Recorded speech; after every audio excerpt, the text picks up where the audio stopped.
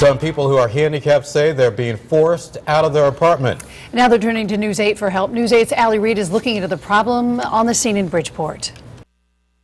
It was an emotional morning for three friends who many say fell through the cracks. They've lived on the first floor of this house for 4 years until this morning when they were evicted. Their belongings strewn across the front lawn while they stood outside in the cold looking for help. They banged on the door at 7 o'clock and said, "Get out, you have to get out." The they she's referring to are the movers who within minutes of arriving this morning were packing up. Just throwing everything around. My jacket is in storage. I had to borrow her jacket. And dragging out their belongings. I was very upset that she was actually going to throw 2 disabled people in the street. And out on the street they waited for nearly 2 hours in the frigid temperatures for help, or in this case, a cab, to arrive. The three tenants admit they had not paid their $1,000 a month rent since October when their lease ended. They also admit to receiving 3 eviction notices from their landlord, one in December, another in January, and the final notice yesterday.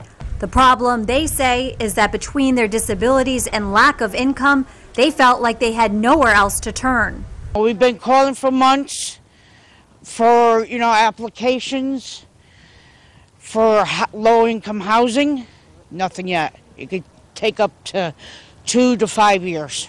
We called all the shelters around this area. They're not wheelchair accessible. That's not right. That's not right at all. The landlord, who had given her tenants fair warning, was too upset over the whole ordeal to talk. It's very upset, and I gotta go. Sorry, no comment.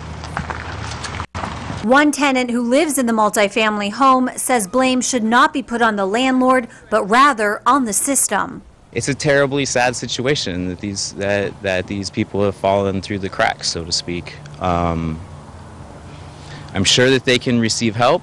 I know that help is out there. For tonight, the three friends will stay at a motel.